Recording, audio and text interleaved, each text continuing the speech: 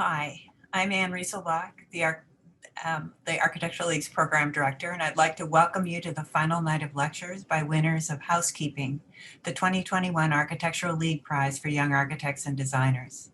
On behalf of the League, a huge thanks goes to the League Prize Committee, past competition winners Evie Diamantopoulos, Cyrus Penarroyo, and Alison Van Glino, who composed the timely competition theme, Housekeeping, and assembled an equally thoughtful jury, Tatiana Bilbao, Peggy Deemer, Fritz Haag, and Victor Jones, who joined the committee to select this year's winners. This is the 40th year of the League Prize program. Each year's committee, as well as the jurors they recruit, ensure an annual reappraisal and renewal for this program, always with an eye to exploring contemporary concerns within and beyond the profession. Although this is the final night of live programs, you'll soon be able to access videos of all the winners' presentations on the League's website, where they join the online exhibition of all their work and a firm profile.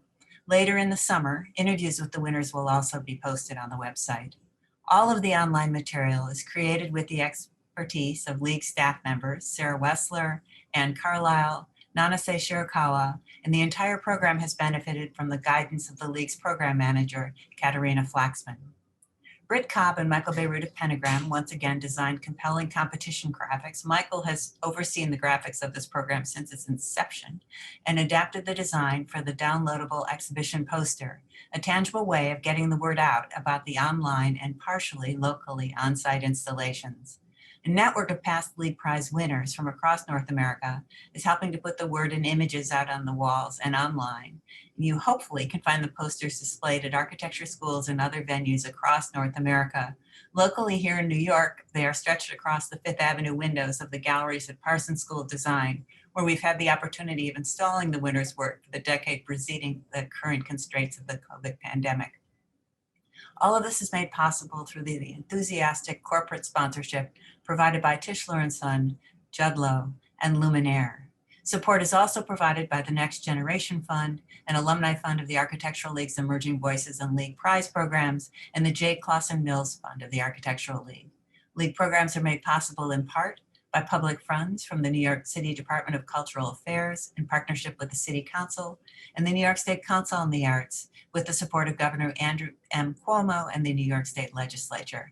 And of course, through support of the League's members and friends.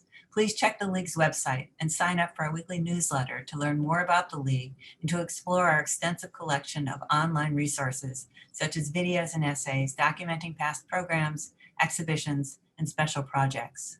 A note about tonight's program. League Prize Committee member Alison Van Glino pre-recorded an introduction to tonight's speakers. And there's a family emergency that came up in the past week, so Evie and I will be taking her place in a conversation with the winners following the presentation, posing questions drafted by Alison along with some of our own. We'll also be relaying questions from the audience, so please pose them in the Q&A, not the chat, the Q&A section, and we will share them with the speakers. Thank you. Welcome to the final evening of the 2021 Lecture Prize Series. I'm Alison Van Glino, and I had the pleasure and honor of serving on the Young Architects and Designers Committee, along with my colleagues Cyrus Penarroyo and Evie Diamantopoulos. The three of us were tasked with proposing the theme and brief for this year's portfolio prompt. We started brainstorming this prompt last summer at a pivotal moment of social, political, and ecological crises. With awareness of this critical moment, we saw housekeeping as a theme for practitioners to reflect on their practice and the changes they would like to see in architectural discourse. Housekeeping implies oversight and control, maintenance, and responsibility. At its most surface level, the term housekeeping involves restoring the home to its ideal state by scrubbing, disinfecting, and decluttering its surfaces. When we housekeep, we are comforted by the familiar and the excitement for the new. Housekeeping is as much a necessity as it is a ritual. It's an act of labor, but also an act of care. At the same time, it's impossible to think about housekeeping without considering the role it has played in the history of oppression in terms of gender, race, and class through labor practices. We appreciated the fullness of the term with its nuanced meaning and history and saw both its exacting precision and openness a way to invite practices to share their methods. In putting out the call for housekeeping, we asked our fellow young architects to consider not just how do we keep house, but more so why, for whom, and for what purposes do we keep house. As a profession, we are undeniably invested in appearances, how we present ourselves and our work. But what is it about the ways designers work that we're so desperate to maintain, preserve, and protect? We questioned what if we could redirect our efforts towards caring for ourselves, one another, and the environment as a priority. As we put out the call, we were eager and optimistic to see what practices are doing to address these issues head-on. With fellow jury members Tatiana Bilbao, Peggy Deemer, Fritz Haig, and Victor J. Jones, we saw in both Lindsay May's portfolio, as well as the portfolio of Palma, that both practices were invested in providing answers to the questions of how they keep house. Each has their own distinct and personable means of approaching this topic with sensitivity and raw honesty. It is a pleasure to introduce the two practices tonight, Lindsay May of Studio Made and the four partners of Palma, Ilse Cárdenas, Regina de Hoyos, Diego Escamilla, and Juan Luis Rivera. I will introduce each in the order of their appearance. Lindsay May is the founder of Studio Made, a Washington, D.C. based practice.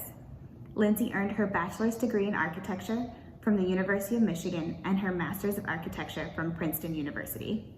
She opened her practice in 2017 and has since worked on projects that range from residential renovation to arts and cultural projects and commercial work. In addition to leading her practice, Lindsay serves as the Assistant Director of the Architecture Program at the School of Architecture, Planning, and Preservation at the University of Maryland, where she's also a Clinical Assistant Professor. Her practice serves as an extension of her role as an educator. In 2020, Lindsay May received the inaugural Architect and Educator Award from the AIA-DC chapter, as well as the Dean's Award and Outstanding Educator Award. Lindsay's portfolio pulls back the curtain on her own practice and dives into meticulously analyzing and documenting what it is to be a young practice, the systems of labor and economy, and the issues of access we face. Her analysis is highly relatable and is often about issues that we don't commonly talk about with a large audience.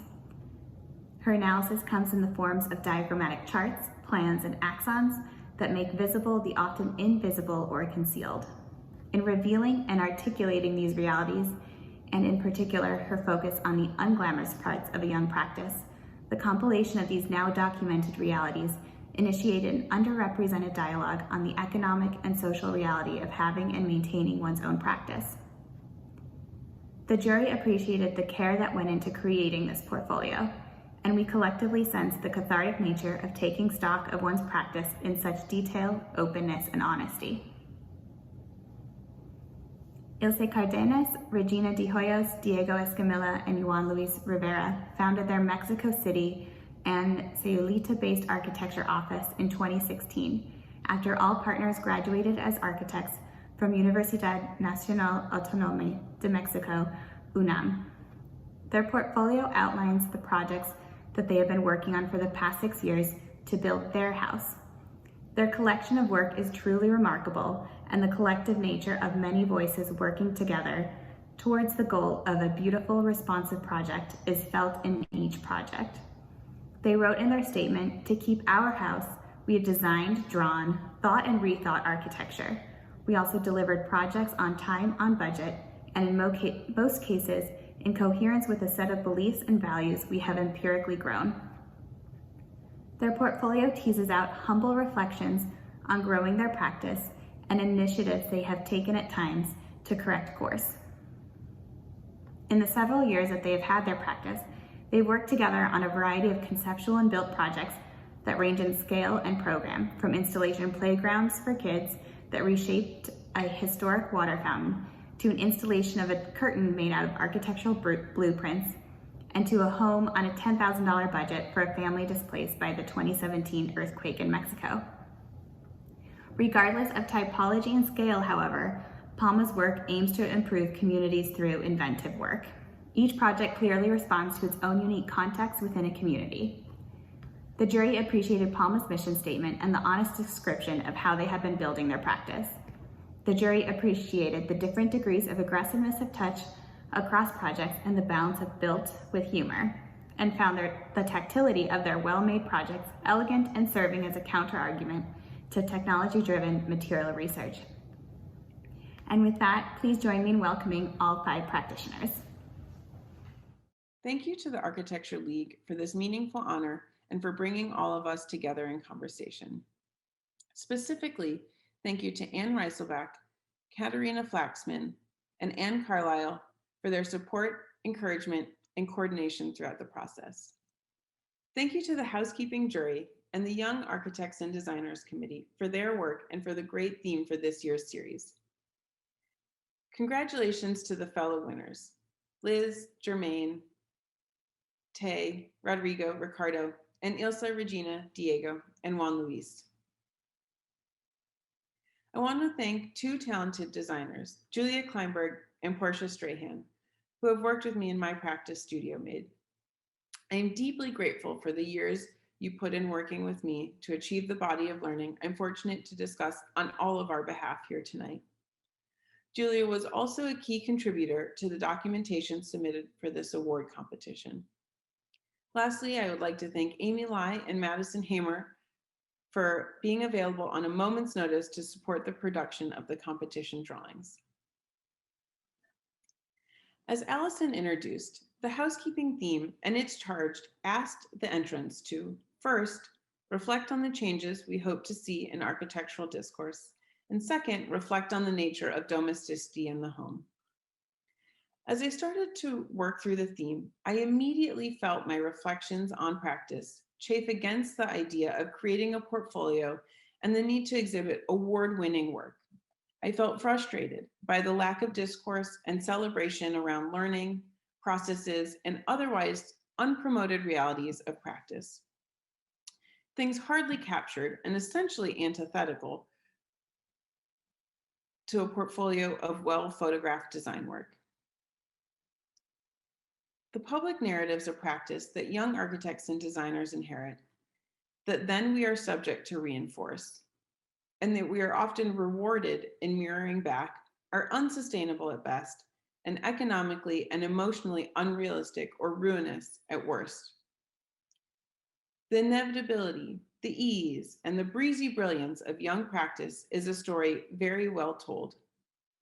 But perhaps better said, it is a story well crafted, well framed, and well edited. In its lack of diversity, transparency, and inclusivity, this staid narrative feigns a fetish for the creative and for the agile, and instead reinforces an impossible illusion. As I was starting to codify my thoughts around the theme, this internal friction and series of anxieties was exhibited back to me in conversation around the same time with a friend and colleague who also has a young practice. After spending most of our conversation comparing experiences on contracts, clients, insurance, billing rates, and other infrastructural realities, they mentioned that they were starting to work on a new project, but confessed that it certainly wasn't a portfolio project. This admission around the idea of a portfolio project was honest, it was vulnerable, and it was problematic. Have we been so trained, so gaslit, to be led to hide, hate, or be ashamed by parts of our practice, parts that are otherwise rather successful? Can we not be proud of the work we do holistically, inclusive of the work we take on for learning, or for economics, or for growth, or other facets beyond a final image or a preoccupation with an externalized gaze? In response, the portfolio we submitted and the short talk this evening move away from showcasing a few singular projects to instead investigate the learning garnered by this studio across a body of related yet distinct projects, all of them residential. We use the housekeeping portfolio to generate a catalog of new analytical diagrams that synthesize the work and learning done rather than exhibit a series of final projects or products. While the work of my practice is not exclusively dedicated to residential design, the inclusion of non-residential design work in the portfolio and in this talk tonight seem to dwarf the residential work presented. The instinct to supplement residential work with community, cultural, or residential projects, competitions, or theoretical propositions expose to me my own biases against the residential portion of my practice. I hope to elevate and validate the depth of thinking and productivity in the under-celebrated residential realms of young practice, and in doing so, offer a more inclusive and representative narrative. The experiences and learning shared here tonight are my own and those observed and nurtured in conversation with my team. I hope this is the starting point or an invitation for others to talk openly and holistically about their own perspectives in practice and design as well.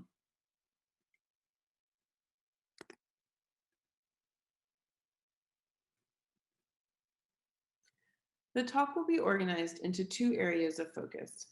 First, the infrastructure of the work, and second, the body of knowledge amassed and research opportunities open through working on residential projects. One of the most fundamental, constant, and challenging aspects of design in a young practice is the design of the work itself. And the work here meaning team structure, communication, compensation, graphic identity, the economics of project proposals, timelines, taxes, and similar considerations. Not only is the design of the work essential and constant, but is generally invisible in public disciplinary conversations about practice and definitions of productivity, let alone definitions of success. At the same time, amongst friends and colleagues, young practitioners quietly compare notes on the work, sharing experiences, cross-referencing processes, and learning from each other. What a missed opportunity to scrutinize broadly what routinely happens in practice. The discourse we need to elevate in the housekeeping of our own discipline is around the very things that make up the work and the realities of young practice. I'm going to share an excerpt of our competition portfolio that was generated in direct response to and reflection on the housekeeping theme.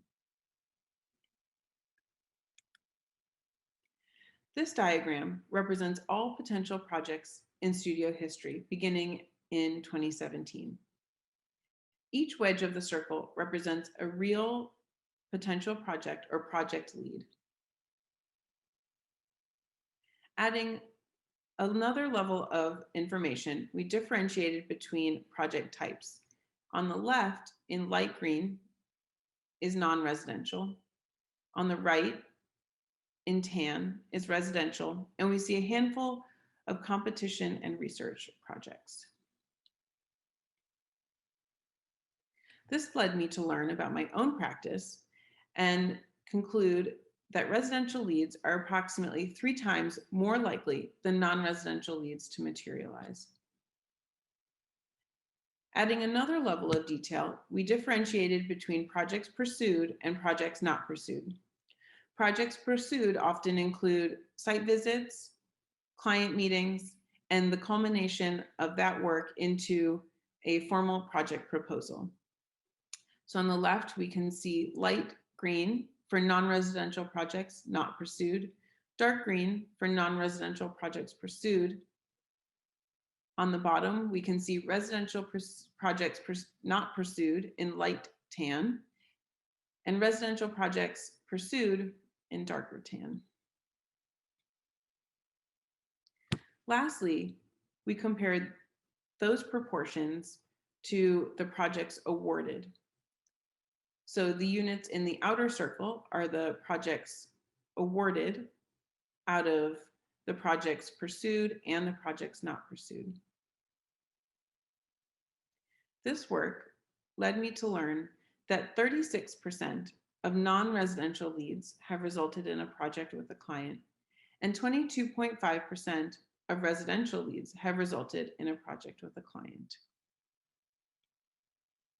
I'm grateful to the housekeeping theme for inspiring this level of reflection and scrutiny in our own business practices and learning about the body of work that is presented to us.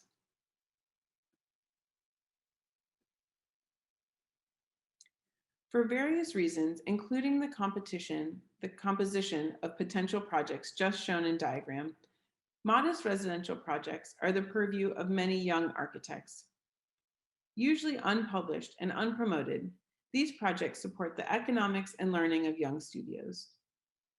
Because of this, the portfolio we submitted and the talk here tonight move away from the delicately framed still life final image to instead elevate process, learning, and analysis.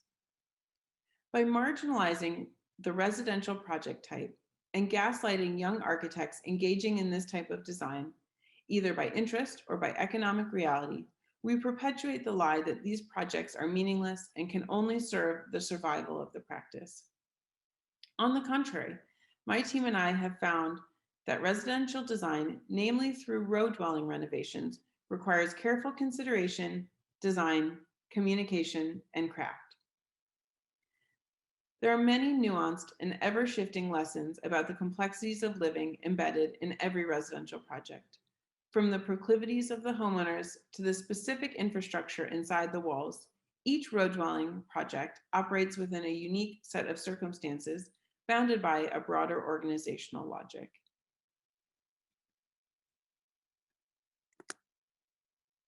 The synthesis here is compiled over a series of 9 residential row dwelling projects. Originally built in linear series, the row dwelling bears an inherent logic and systematic approach to its assembly. Row dwellings in their original assemblies conform to a flexible but repetitive proportional and organizational system, as shown here on the left, in these 9 existing row dwelling conditions that are representative of projects we have worked on. The system can be abstracted into an orthogonal grid of regulating lines situated between 2 parallel bounds or party walls, as shown in the prototypical proportions diagram on the right. Aptly relevant to the theme of this competition, much of the work of young architects is residential homes. Here we see the 9 existing row dwelling conditions juxtaposed with 9 alterations and additions with annotations depicting their modifications in plan.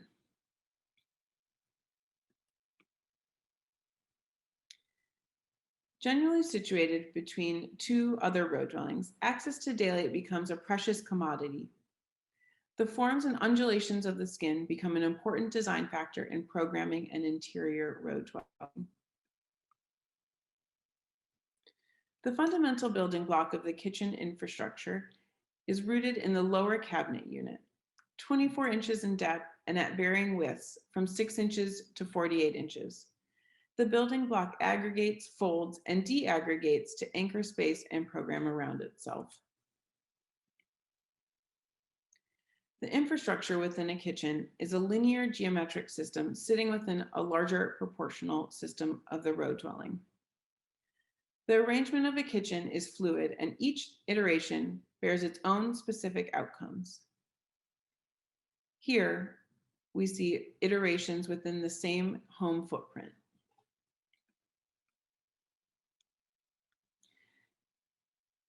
As a repetitive and systematic construction type, existing structural conditions start to fall into broader typologies. Here, 3 are depicted. No intermediate structural wall, a structural wall with undersized joists, and a structural wall with lapping or non-continuous joists. Stemming from the existing found structure, a series of possible structural interventions emerges. Notably, each structural iteration has a distinct impact on the plan and sectional geometry of the resulting space. We were working on these investigations in January, when the country was at the peak of its pandemic rates and quarantine measures. We couldn't help but reflect on the ways our lives and homes had changed. New metrics, like the radius of a laptop charging cord or the view corridor of a zoom camera lens, were new and newly crucial spatial realities. Distances between things, whether 6 feet apart in public space, or at times simultaneous, overlapped, and multifunctional in the home, space and tolerance became a tangible day-to-day consideration. These residential scale drawings are excerpted from our catalog-like portfolio focusing on process. In creating them, we were forced to articulate and represent otherwise tacitly understood facets of our design process.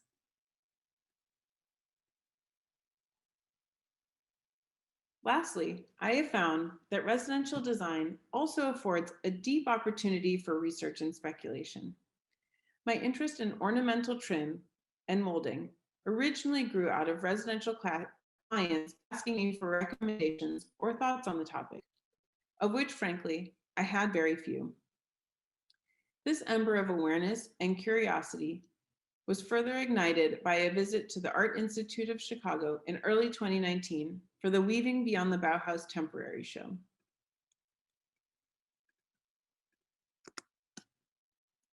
This show was about fiber art and its capacity to be dynamic, structural, spatial, and ephemeral. This visit was combined with a visit to the Art Institute's Thorn Miniature Rooms permanent exhibition. The Thorn mini rooms are 68 highly detailed and ornamented 1:12 or 1 inch equals 1 foot scale models of interior spaces, almost exclusively of residential spaces from across history. The juxtaposition of the demonstration of fiber art from an under-celebrated domestic craft to a fine art that leaves the plane of the wall and pushes the limits of its own materiality, with the highly detailed, ornamental, representational interior models set in motion and engagement with molding and its spatial opportunities. Although no one material assembly alone defines tectonics or the tectonic agenda of a building, at the scale of the home and at the scale of the individual, the idea of the room and its constituent parts dominate. Broadly under-examined in contemporary discourse, molding is grounded in construction assembly, geometry, and corporeal experiences in space.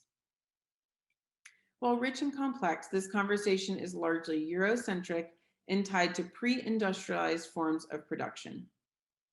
And as such, it is desperately in need of revisiting and reconception.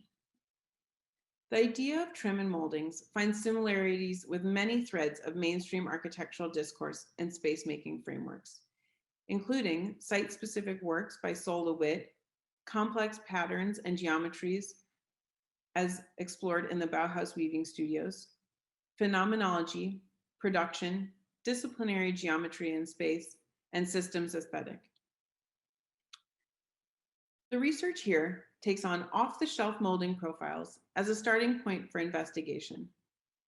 Through an understanding of existing types, grows an ability to aggregate, scale, and manipulate. Our exhibition presents two 1:12 scale models of domestic scale rooms. Through these models, we sought to study the interior experiences of moldings and also create objects to be read in the round, modeling the prevailing assemblies of residential construction.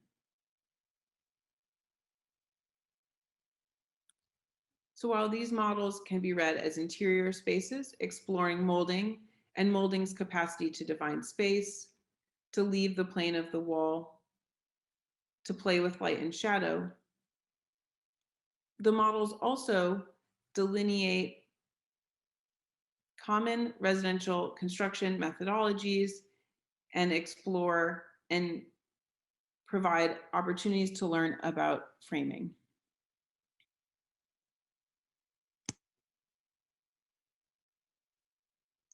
From the infrastructure of practice to the nature of residential work, I hope to elevate and validate the under-celebrated yet pervasive realms of young practice, and again, invite others to participate in the sharing and celebration of more inclusive and representative narratives of young practice.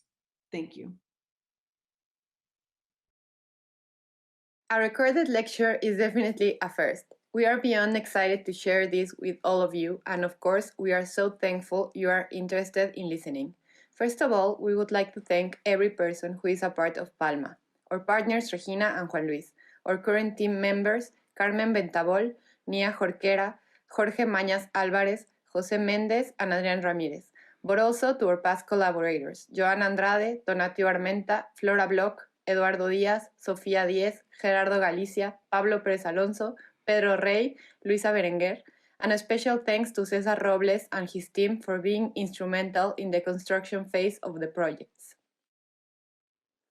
Palma is an architecture office based in Mexico City and Sayulita, a small town in the Mexican Pacific coast. We started this project 5 years ago after studying together at the National University, UNAM, where we first became very close friends and we discovered we could work together without killing each other, which is always a good thing. UNAM is a place which we believe was instrumental in our growth, and we will always be incredibly grateful for the opportunity of having a public education of enormous quality. To be awarded with the Architectural League Prize is an incredible honor. Thanks to Anne Rieselbach, Katarina Flaxman, Anne Carlisle, and all the team at the Architectural League of New York, who did an incredible job to make all of this happen with enormous professionalism and quality in such restricted times. It has been an incredible honor to be part of such a talented group of winners. Agency, Upper de Lespe, Office EG, Studio Barnes, and Studio Made. We are really inspired by your work and look forward to being able to meet someday. We decided to name our lecture the same as our piece installation, Objects, Processes, which is an attempt to give more importance to interaction ideas, teamwork, and less to the idea of a finished product, which is often detrimental to architecture.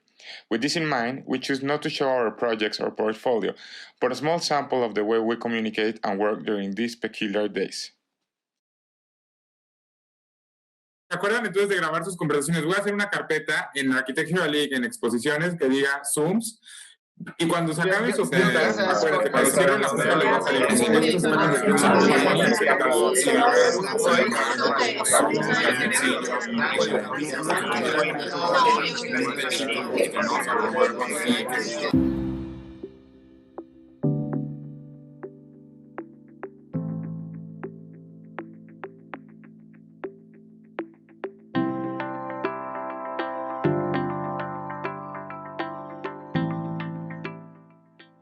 But now it's like, okay, let's have a Zoom every week.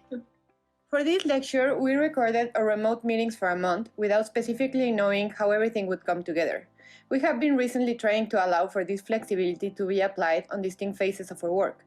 We're not interested at the moment in having a fixed way of doing things. We have found over time that rearranging the design or even building process allows us to be surprised with results which we might not normally consider at first.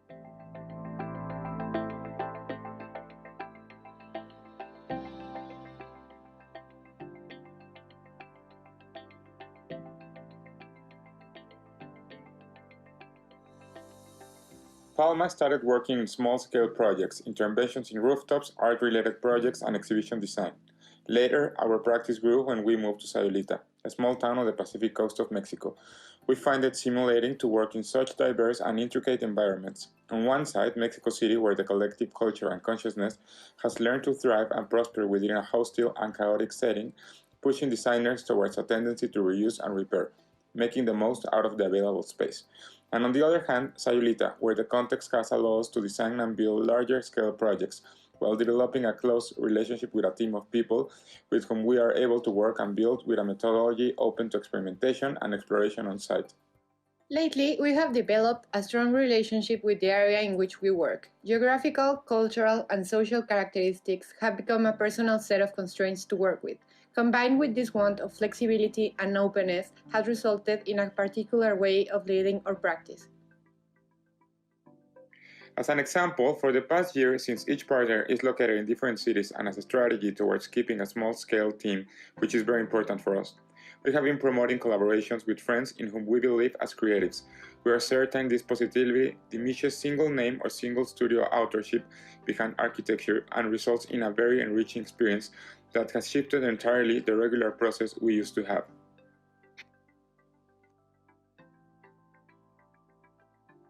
These collaborations has given us the opportunity to understand other firms or people's ways of doing things. We are certain that being open to more than one way of approaching, representing, or thinking about architecture can lead us towards a much more exciting future. It has also been incredible working with people whom we admire from different areas of knowledge, like graphic designers or landscape architects. I would also like to talk about how since we started working together, we were encouraging a way of having an architecture practice based on what we believe it should look like, and probably importing such ideas and rules from previous work experiences. So after many years of taking on too many underpaid commissions in the hopes of getting something built, we started getting small paid projects as soon as it was a possibility, we rented a tiny office space which evolved to a bigger, more expensive space that we believe needed to be filled with people working many hours every day. This past year, and in once-in-a-lifetime world synchronicity, we were thankfully forced to physically separate and rethink, which at first could appear like something negative to our firm, but has now been instrumental in understanding that those ideals do not define a successful practice.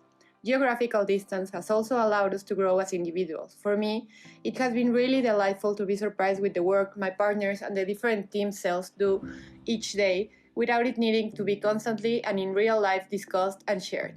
We believe that discussing work environments in architecture is an absolute necessity, and we also strongly believe in just and better ways of being a firm and a team.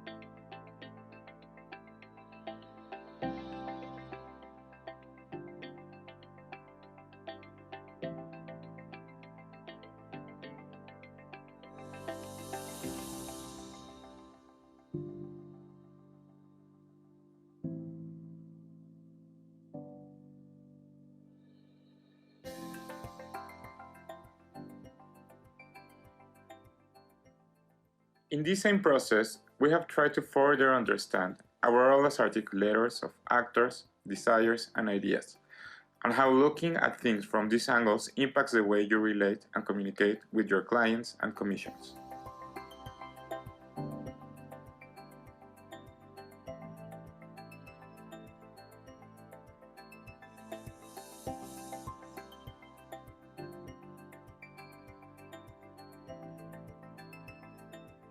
This final part of the video shows a peek of the process for our Architectural League's exhibition piece, and probably the best way to describe what we tried to achieve is by reading the text that goes with the piece.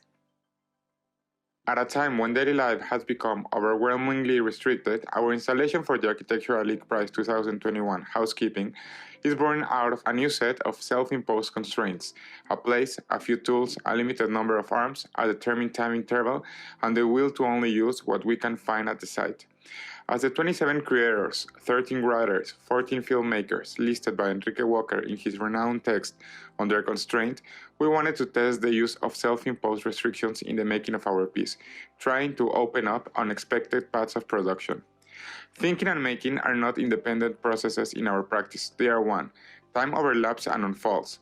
Thus, we did not know where this path would lead us. At Playa del Barro, we were there. We thought, we walked, we went, and we came back. 10 people, 7 shovels, 7 hours, sun, sand, wind, and water, creating with what is already there, adding nothing, pure entropy, with no geographical displacement within the territory. A territory reduced to a few square meters of sand on the beach, displacements on the scale of the human body, what a shovel can pick up, what a few arms can throw, what a body can endure through a day under sun.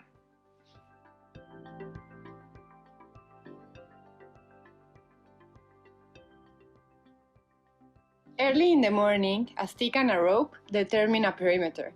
A space is produced by the person's force, a space that could have been there before the arrival of any soul, a space produced mechanically, an infinite repetition throughout the day, a movement repeated until exhaustion, almost reaching a mind state of trance, a repetition that generates a shape that exists from the very first showful, one showful after another.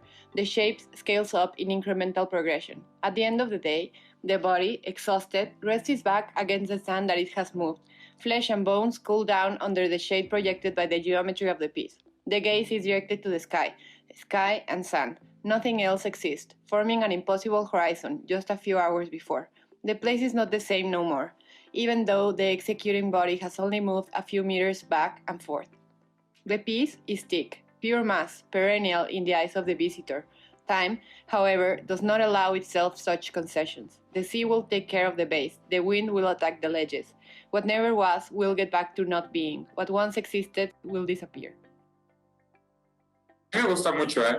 Claro, Ahorita y eso era la pendiente. eso que hicieron, se lo hicieron a dos personas. Vaya, no todavía una vuelta, pero me gusta mucho. Dibujas brutales.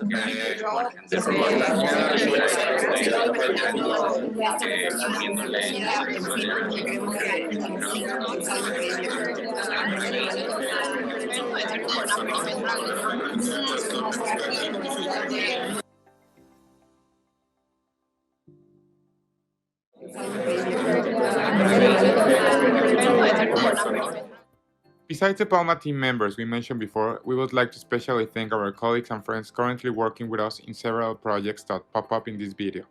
Thanks to Archo, Ars, Ana Nuño de Buen, Hangar, Hybrid Architecture, Par, Productora, and Trama.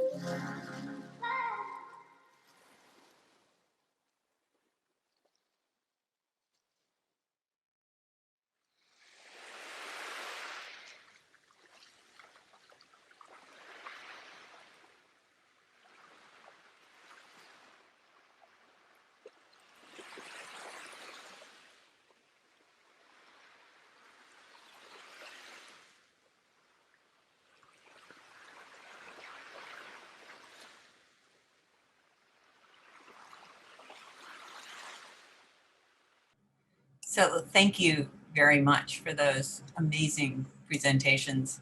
And as I mentioned, Evie and I are going to tag team with a whole lot of questions that Allison has posed, and that we've added some. And I see that Allison is actually attending online, so she may add some additional comments in the Q&A section. So I'm going to start. by saying, hold on one second, sorry, I need to open the document. We found it fascinating and unexpected that both practices didn't show any built work in full or discuss a single built project in depth. We know you could have shared this work, but chose instead to focus on the everyday, behind the scenes moments of what it means to run a practice.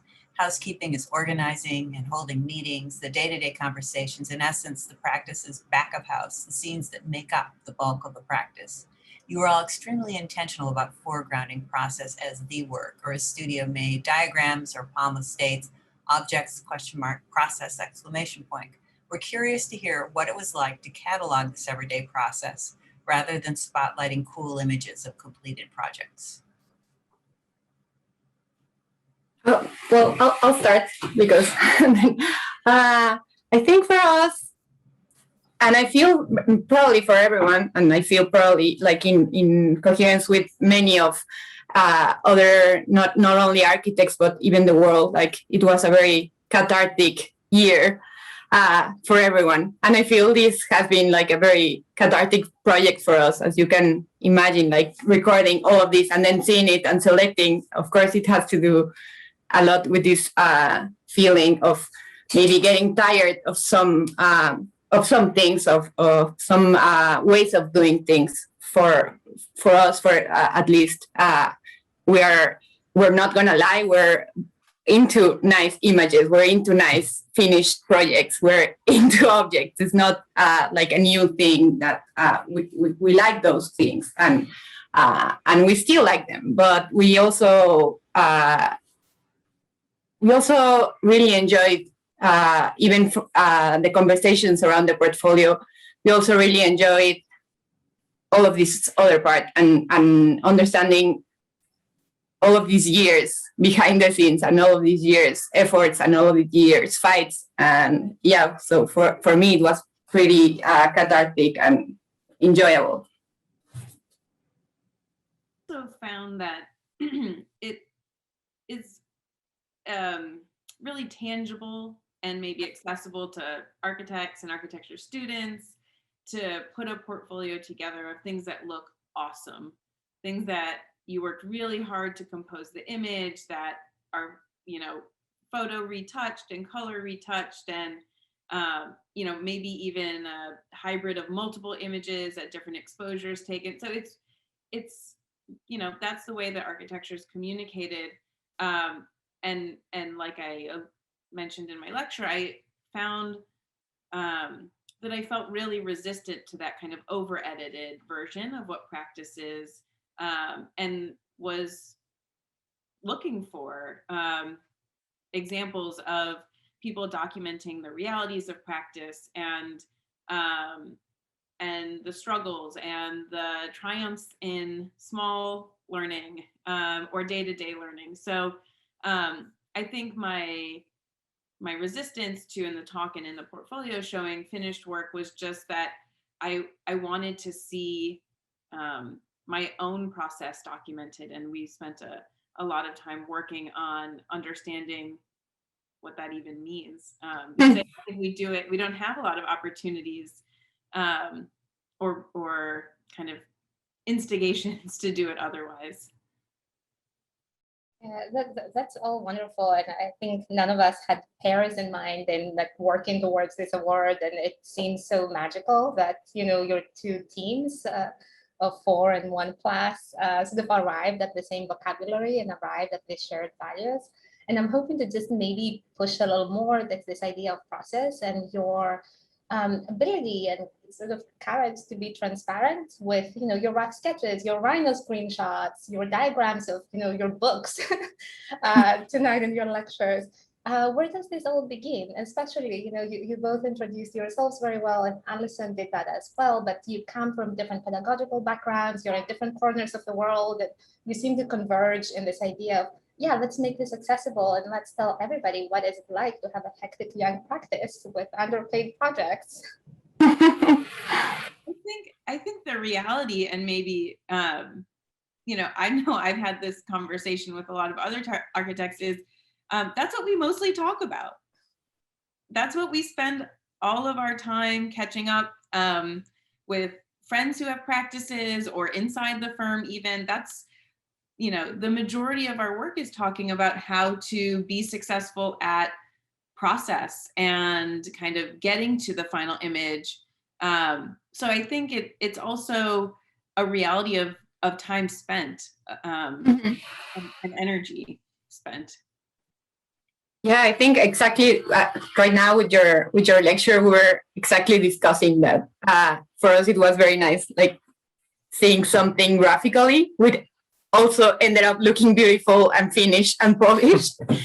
But seeing something graphically about something that we discuss all the time, like maybe more of what we imagine, of what we acknowledge. That's what we talk about together with our friends, with our parents. And so seeing like the graphic, it was super cool.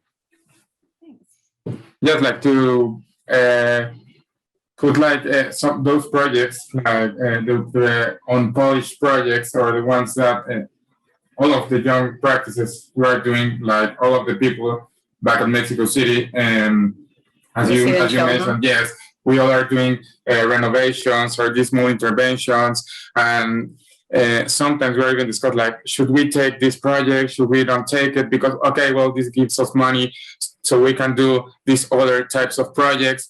And well, yes, maybe it's maybe like how is it, like something bad, something inherent, like a bad como una I don't know the word, but like something that is like a bad tradition, if you can say it like that, about the way architecture is supposed to work or to be established. And you don't want to show that. You don't need to have that like inside of the closet. But I think it's good when you can start like trying to do the other way around, and like, okay, so yes, we do nice projects and everything, but what about these other things that actually maintain the office? Yes, support the office really at this beginning, these first years of all of these offices, right? Which, I mean, we like to think it's the theme that's made you do this deep thinking, but obviously the events of the year go beyond that. So you've mentioned this in passing in each of your presentations, but did the pandemic reshape your priorities, such as working as a team, your design process and documentation, how you allocated time to design, and other aspects of your practice from teaching to construction? What changed? Yes, definitely. For us, was like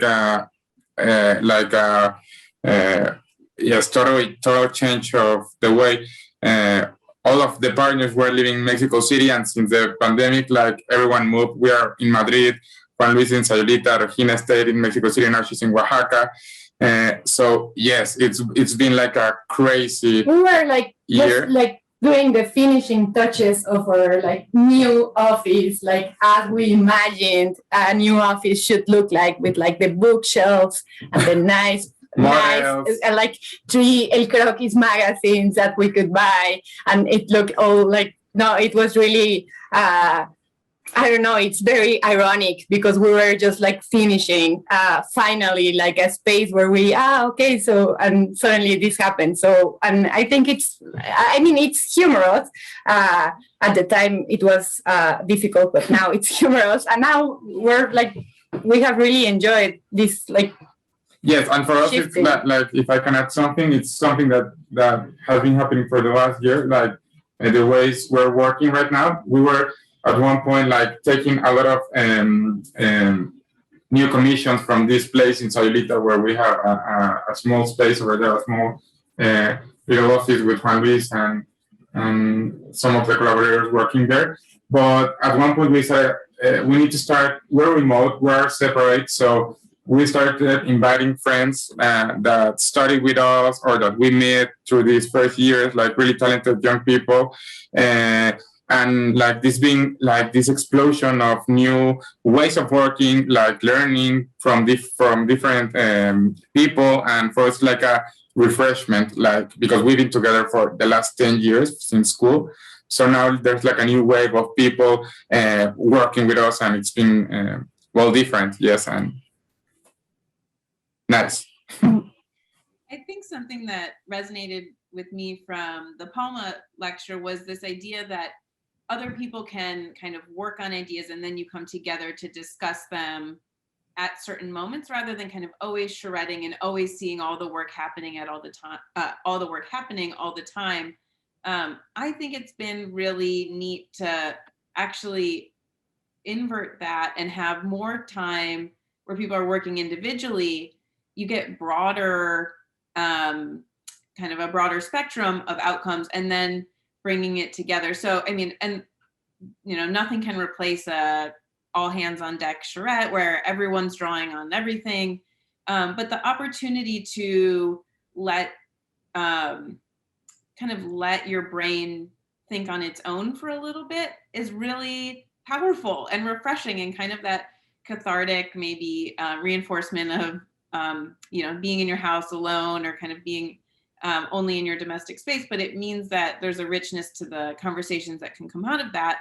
And I think, you know, I'm actually, this is a question I'm going to take back to my studio and ask, because we haven't, I mean, we talked about the ways that living has changed, but we haven't maybe done that kind of deep introspection on processes. And I think this year has been probably surprisingly successful and productive despite all the constraints, and you know, on top of learning new skills and new tools and new ways of communicating, the collaboration hasn't suffered, and you know, it's only sort of maybe changed forms a little bit. So yeah, I'm curious what my own studio would say about that. Well, it is a follow-up. Obviously, there's no going back to the way things were. Where do you see your practice evolving over the course of the next year or two, assuming the vaccines hold and we have something approaching gathering in one space together and working together? I think the most important thing, and maybe like sort of what we're all talking around tonight, is maybe one of the most important things we can do is balance learning and kind of constant reflection and introspection with trusting ourselves and the process that we have charted already. So I think then, you know, I'm reluctant to kind of put like bumpers up or put goalposts up, because I think if we've learned anything in the last year, it's that the unplanned can go really well, or at least not be disastrous in the way that we might have thought, you know, a year ago. No, for us, I mean, one of the things I think I value the most about all of this shift of doing things differently, it's finding like new ways of being a team. Since, I mean, all we know as a practice is teamwork. We started as a team in university, and now we have like different types of teams, right? But of course, trying to, this is pretty obvious, but trying to agree, like the four of us on something, or trying the four of us to do the same things in the same space was also at moments, as you said, it's nice to have hands-on desk, yes, at some point, but it's also nice to have like individual time, right? And to be surprised by your team, and to be because you cannot be on top of it, and then suddenly it's super nice to see what people bring to the table without you seeing the process. So for me, it has been that part it's been very enjoyable. It's been this constant kind of pressure to try and normalize or hang on to how we know how to do things, but also invent these new ways of doing things, and somehow in this persevering this last many months, it takes this new shape. I wanted to paraphrase a question from Alison for Palma, in which, based off of the tons of recorded Zoom calls and everything that came out, and just like the anatomy of your office, you've obviously already talked a little bit about what you learned through that. But something that stuck out to us was, as viewers to your film, this ethos that you seem to share around teamwork and collaboration. And it was really apparent in the way you highlighted all these actors, from clients, to collaborators, to employees, to sort of the myriads of people that make architecture happen, and very much unlike sort of the master thinker that we've all been trained or raised to consider. Are there any findings and lessons through like that ethos of openness that we could talk about tonight? Well, about this, yes. For us, it's like most of our work is like you could see, like in the Zooms, there's a lot of residential projects currently being built in Sayulita, in this coast beach town. And yes, for us, the importance of the clients and the people like really are the ones that are giving the commissions for us. Is like how to say it, like substantial for us, like to. It was really important for us to show that part, like presenting a project, showing it and having it built. I don't know if that's like I just kind of get away from the question. But no, I think we actually mentioned it somewhere in our portfolio. Like we're trying to shift from this idea of which is hard because we were trained and we were all like in architecture offices before, and we were all with the same type of academic ideas together. So we have been trying to shift from this idea that we need to be the controllers or the authors of a house, or because it's at some points it's very weird to think about it that way, because there's so many things, and suddenly also for us it has been surprising getting maybe this amount of, and I don't want to sound like too much work, but yeah, we're starting to get bigger projects and suddenly unprepared, of course. So I think the way we respond to this being unprepared to get this type of bigger commissions is doing this, like building teams and finding, okay, so it's maybe just like a regular response. I don't know how to do this. I don't know how to build. So I need a team of people who know how to do it. I don't know how to present polished diagrams, for example. So maybe we'll talk to Lindsay for next time.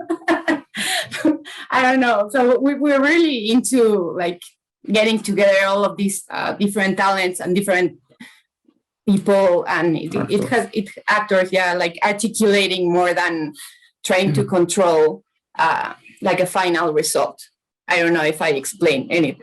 No, I think it's fascinating and sort of really close to my heart as well. And I'm curious to ask a question that I also think about a lot. Sort of how can one sort of balance openness and collaboration, but also maintain some sense of identity? Is there something you all think about in sort of opening the practice up to so many actors? well, for us, it's like This is therapy. no. It's starting to become like therapy, because this is something that we discussed. We're like, Yes, is this like- too much? Should we be? We're like, okay, we need to. Only Palma, like. Yes, we have like, for I don't know, but for example, if we right now have like 20 projects, like 10 projects are in collaboration right now, because yes, it's like something we already discussed and we've talked about it, but we have a point where we decided like, okay, but we have an identity, like at one point everyone's gonna say, okay, so this is like the +1 office, like so I think we haven't really figured it out totally, but from the beginning, like our projects, when we started like with this small residential, this more interventions, for example, rooftops, like we try to each project feel like we try to be innovative and different or fun, spontaneous. So if you see like our first projects, well, at least I think they all look like kind of different, but also at the same time, if you like now, like from 5 years, if you see all of them, you can start to read maybe a line. I don't know, we just have 5 years with the office, 6 years with the office, but I think we can stand. You're saying that we can keep identity Yes, without exactly. like trying to Yes, and of course, it's like most of the collaborations we're doing is with people that we are really close and related to, and we think a lot like similar. Most of them are best friends, and people even work in our office. We're doing collaboration with them, and they also really close friends that used to live with us. It's like yes, something that it's more like. I don't know what's going to happen, but it's right now it's going well, and no egos right now, so nothing bad happening. I love it. So for Lindsay, and this one is again from Allison, having gone through this highly detailed self-initiated exercise of taking your practice apart, putting it back together, thoughts about how to approach self-initiated projects, commissions, and collaborations differently? Did you find opportunities or trajectories that you want to trace? Sorry, what was that? The second part of that? The second part of it is, did you find opportunities or trajectories that you'd like to follow working from this analysis that you put together for the portfolio? That's a great question. I think, you know, to the first part about self-generated or kind of self-motivated work, I think documenting the process as demonstrated through all the League Prize winners from this year is a really important goal that I think I'd like to continue doing. We hadn't done that kind of study or reflection of the kind of infrastructure or the design process. And I think one thing I was reflecting on earlier today leading up to this talk is how few reasons, or whether it's a milestone or kind of an inverse milestone like a firewall or something, how few opportunities there are to really articulate design thinking or things that teams just start to understand and know how to do. So I think trying to, in terms of self-motivated work, is trying to understand our process better, document and communicate internally better, whether it's through hardline diagrams or sketches or post-it notes and annotations that we just stick up. Not everything has to be so crispy. So I think, yeah, kind of introspection and deliberate design of the work itself is going to be a little bit more deliberate of a goal, since we hadn't done something like that before. I think the other aspect is that seeing the proportion of residential potential projects to non-residential potential projects was really telling in the just mix of opportunities that we were actually able to work on. So I think being able to speak to the volume of leads versus projects that we actually were awarded, and the productivity of the proposals in kind of different those different categories motivates me to kind of pursue diverse projects even further, to not kind of just go with the winds of potential project leads as they come. Although that has been totally productive and great, it is a comfort to know that that's kind of the foundation, but a more directed or intentional approach could lead to a different version of that wheel. Because something I didn't quite explain in the lecture is that we haven't done a lot of deliberate marketing or outreach or kind of putting ourselves out there. It's all been really organic, which is, again, been wonderful, but it makes for this really passive potential project wheel. So maybe a goal for the next 1 to 2 years is to design a wheel and then fill it, rather than, a couple years in analyzing our projects and seeing where we're at. And one thing I did want to acknowledge tonight is that, Lindsay, your portfolio was not maybe, for sure, the only conceptual portfolio of all applications that the League received. And as a jury, we just truly were struck by it. The fact that you didn't quite bend your work to the theme, but just really sort of took the theme hands-on, and the time of the odd timing of the competition to go back and generate new work and see your practice as a system of labor and interconnectivity and momentum and sustained effort, all such a candid way to portray young practice. That wasn't quite a question. I just wanted to put that out there. Yeah, it's interesting that you called it conceptual, because I think of it as really literal.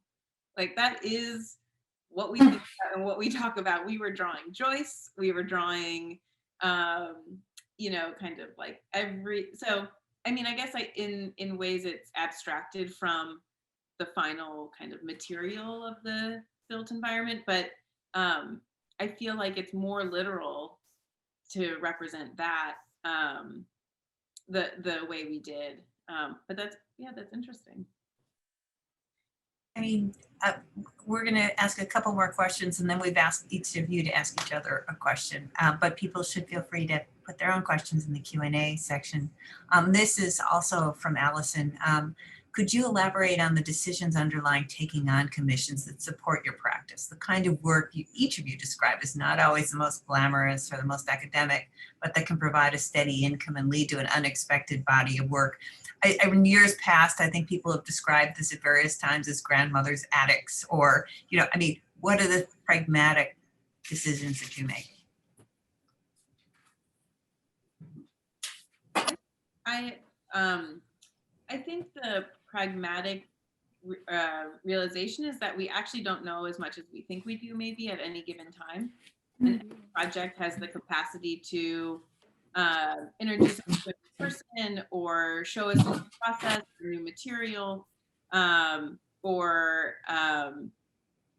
some kind of new unexpected structural condition when we get inside. So I think the reality is, although the final image may not be something that's the most contemporary or thrilling, the process of executing every project is 100% of our projects, and 100% I think of projects we will have in the future is novel and educational and different every time. So I think in that way, in thinking about taking on a project that might be a grandmother's attic or something like that, it's less about the outcome and truly is more about the process. So yeah, I guess it has to do with bandwidth and availability, but beyond that, just a kind of eagerness and desperation to learn over and over and over.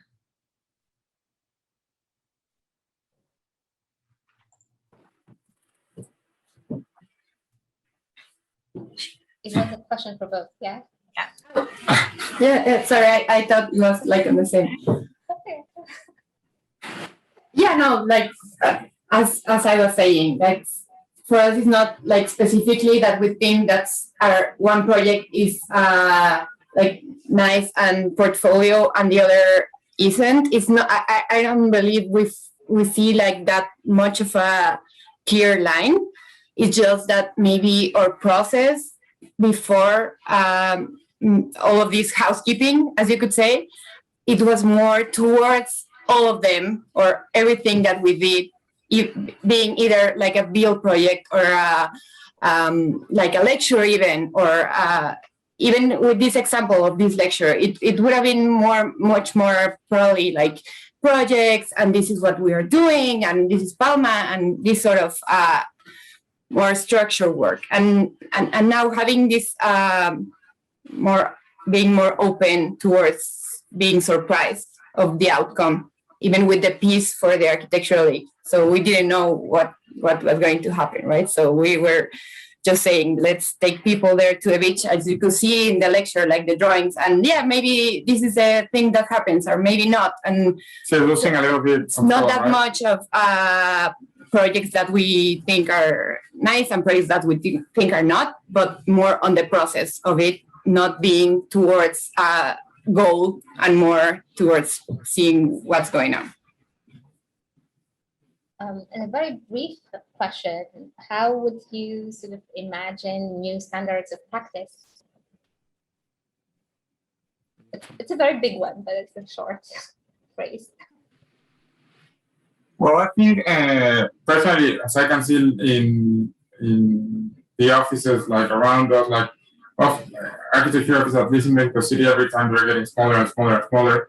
And like you have a lot, like sometimes we met offices through Instagram of like actual offices like we are now working with, for example, here in Madrid, and you think it's this really big 20 people working, and it's this single guy working alone in studio making all of his stuff, but really like introspective, reflective work, thinking about the stuff, like really not only producing like in serious, like more thoughtful. And I don't know, like I think a lot of young officers right now are like open to exploration, also because there is a lot of architects happening, architecture offices, and yes, there is also like how to say, like there's not many, how can I say, like mucha falta de trabajo, no, like Yeah, there's lack of opportunities at some point of like of big works, like people starts to going and like to start taking notice of these small projects or like giving more importance, I think. I don't know. Yes. for me, I think like new standards of practice are definitely what we have been discussing and what we have been presenting even in our portfolios, right? Like maybe for us is having like smaller practice, being less people under the same roof, probably. Justly paid practices for us is not only the commissions that we get, but the people that are collaborating with us. And that can mean a lot of things, right? And everyone has different standards, but at least having that in mind. So yeah, for me, I think those are like, at least for now, like being justly paid and having like a focused, smaller work environment would be my standards. I'll only jump in to say I think it's so important to hear you say that and see that design excellence may come from a place of justice and equity, and not necessarily over all-nighters and all of the things that architecture suffers from. So I love this answer. Yeah, and I think about the paying our teams appropriately, and there's financial compensation, there's like emotional encouragement and design encouragement. So not just kind of being extractive from people we work with or expecting leaders or kind of being exploitative, whether it's time or energy or creativity, but interested in the input of others. I think that would be a great standard for design to kind of have many voices, which actually transitions to my question to Palma, which I can jump in with. So I think maybe one obvious difference between us is that I started by myself and you guys started as a team of 4, which I think sounds incredibly fun and productive. So I just was wondering if you could share any anecdotes about your successes or any like failures or learnings, or and this is like a totally sincere, earnest question, but I'm just curious about this kind of 4-headed team from the start, or even as you've grown, versus my perspective, which was starting on my own and having now worked with people that I really admire, but always kind of having it fall back to like an individual studio leader or kind of studio person. Well, I think as we mentioned in the lecture, we started together in the same school at the Faculty of Architecture, and we started working on competitions and school projects together. So we were really close friends. And when we started the office, like I think it's been 3 years that we've been, of course, being more mature about letting things go. And because at the beginning, there was, as you said, there's 4 heads trying to do all at the same time. Like the 4 of us wanted to project everything that came to the office, like, let's do this, no, let's do it. And a lot of discussions that also, I think it was really enriching at that point. But I think like as we are growing and getting older, like we have a lot of trust in each other. Like as we already mentioned it a lot of times, living in different schedules. Right now it's almost 2 a.m. here, so like we don't know what's happening. We have our weekly updates that now we move it to every 2 weeks because yes, we're trying to give more space to ourselves, and everyone's like trying to, it's like finding their own spot in the office. Like we don't do all the same stuff, so I don't know, it's difficult to have an office of 4 people, but also gives us a lot of, like, for example, right now it's Ilse and I suffering with all the questions. And, but right now, Juan Luis is coming out of a meeting with a client. He just presented a project. So we finished yesterday's year, so it's like that. I don't know if you have this in the US, but in Mexico, they give you all this in high school, this exercise that you're like walking blind and people lead you. So it's like at first you start this idea of having an architecture office and you feel like it's the blind leading the blind and nobody knows what they're doing, but we are all happy doing it. So I think it's been really, really important that we're very, very close friends before being an architecture office. So for me, that has been instrumental. Also, we never, at least me, we never conceived being architects in a different way because we started so young. So there was never a point where someone started practicing on their own. So it has always been like this. That's really What about your question for Lindsay? So yeah, for our question first, and I think I already mentioned, it was very nice seeing like this X-ray of the commission projects, and I enjoyed it being like very honest and raw, and just this is what I get, and this is what happens to it. So for me, that's important, and I know that you're interested in highlighting this more unglamorous, less polished part of young practices. This whole idea about a young practice sometimes is completely, I think, detrimental to a young practice, right? So for me, and I ask this since we're meeting here through an award, I would like to know, how do you imagine this part of architecture, like awards, magazines, competitions, all of these glamorous part, that because it is. I mean, people seeing the lecture, even students or people right today, friends, they feel and it is. I mean, it's a prize, right? So it's associated with it being glamorous. How do you imagine it can evolve to team up with all of this want from young practices to leave that a little bit on the side and start doing more honest, raw, or how can they combine? How do you imagine this can evolve? How can an award be not glamorous in the good way? A few hunches. I think one could be to submit, like we talked about and showed in our lectures, process work or thinking work, and sort of refuse the final image and instead put what we think is valuable in its place. So I think there's an opportunity to change what gets awarded, what makes a portfolio. And I think it takes modeling that or demonstrating that, or trying it out and not getting the award that time, but trying and trying again. So I think one is changing maybe how or what we submit. The other that I've been giving a lot of thought, so if anyone wants to talk about this further, is how we can change, and am so grateful to the Architecture League, and I love the Architecture League.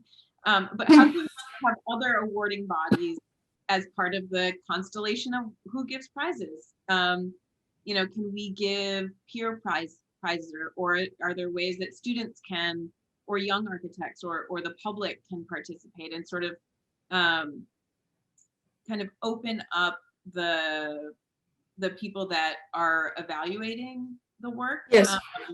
in a way that instead of, and maybe just to even help ourselves like become unblind to the things that we communicate, the indoctrination of the images, or even, you know, like you were totally right to critique those drawings that we made are really finished. We worked really hard on them. They're not, we didn't include the worst versions. We didn't include the hand sketches that preceded them in the portfolio. So, No, but it's like a process, of course. yeah. But so I think one, changing maybe how we submit to awards, and then two, expanding or rethinking about how we're awarding, or who is doing the awarding. So if anyone wants to talk about how to make like a kind of other type of peer prize or peer review, or how maybe like you have to be I don't know, like less than 2 years out of graduate school to award people tenure, you know, how can we have people coming up behind us validate? Yes. One thing I was thinking about recently was this idea of letters of reference. So the great thing about this prize, for people who don't know it, is that it's blind. So you don't have your name on the portfolio, which I think is incredible, and a great tool to pulling back some of the like reputation or baggage that might come with an award. But now I lost my train of thought a little bit. I'm just getting so excited about this potential, like, yeah. I like that, the question. Excited. So the blind award, this idea of a letter of recommendation as part of an awards process, which is common for some architecture bodies. So, you know, what if you could only have letters of recommendation from people that you had collaborated with, or worked for you, or that you had taught, or something that, instead of kind of finding the person with the most recognizable name that you know for your letter of recommendation, you know, what if we cared more about the people that we saw really know you? Yeah. Which is, I think, a really great place to end this with a question. This is our last night of regular programming in our program year. Tomorrow night is our annual meeting. Sign up, everyone. And this question about awarding and recognition is one that is truly being, you know, contemplated by board and members and everyone in the design community, and what it means. So I think that ending this with a question and looking towards the next round is a great place to stop it. Thank you, all of you, for your presentations, which were fantastic, and for the audience for attending and sticking it out in what is hot weather in most of the country. And we look forward to seeing more, and to having the interviews with you, to have them join all these other, you know, sets of information that you gave us. So thank you very much for taking part. Thank you.